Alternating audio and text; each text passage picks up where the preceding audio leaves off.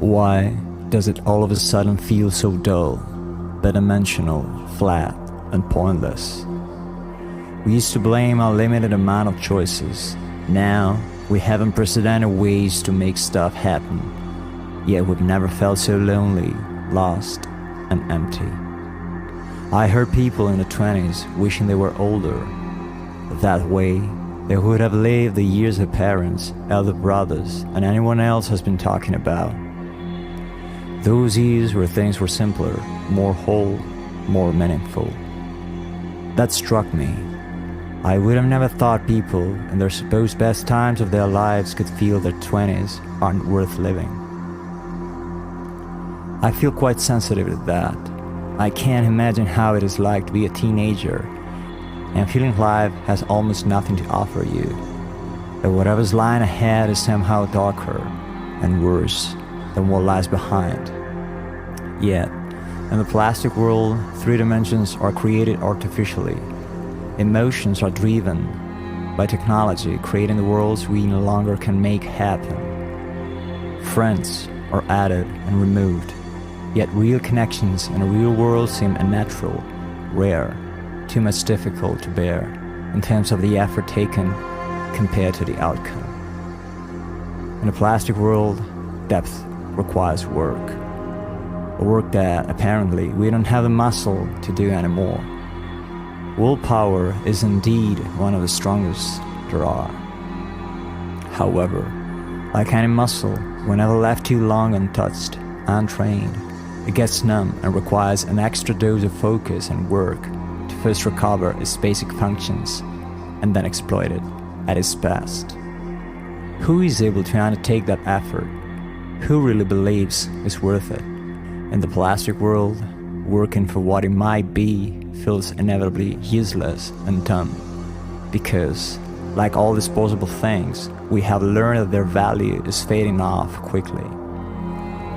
Anything that's not achieved right here and right now is a bet we'd rather not make. So love ain't worth no more, because it is the ultimate and quintessential form of uncertainty. Completely useless from a pragmatic standpoint, we can nothing but rely that by the time we're in love with someone and manifest it, things will pretty much remain the same, and so the other person. Which is, of course, unrealistic.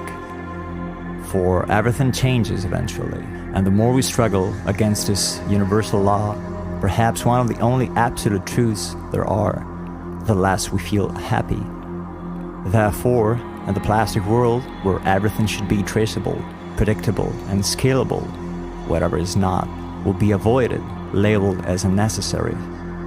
This madness is justified with an unprecedented feeling of time shortage, and for this reason, we are seemingly more afraid than ever to waste our time, like we never did it or do it.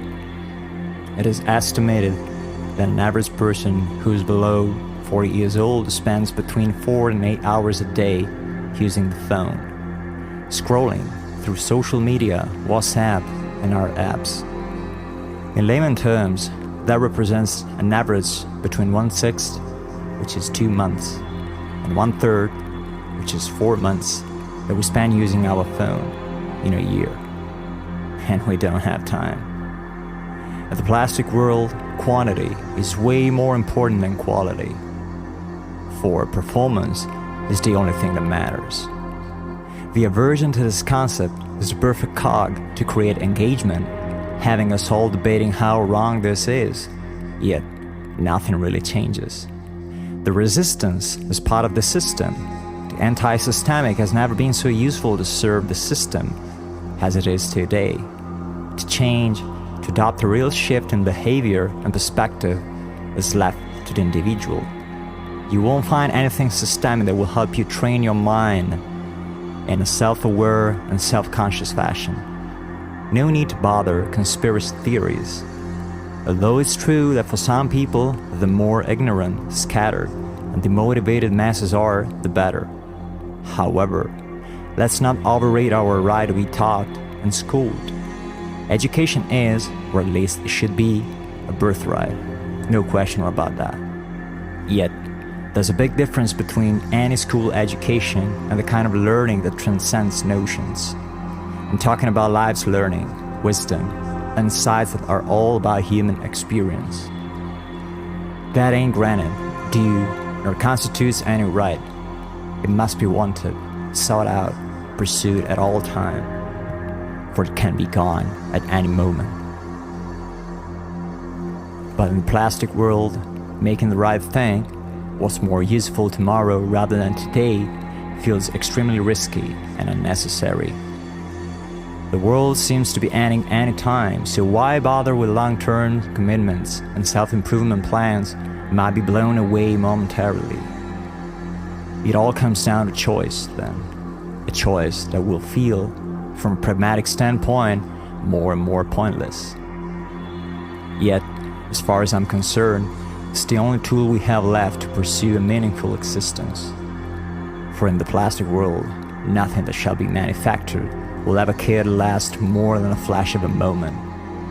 To care for meaning is left entirely to us, to our awareness, and to our choices.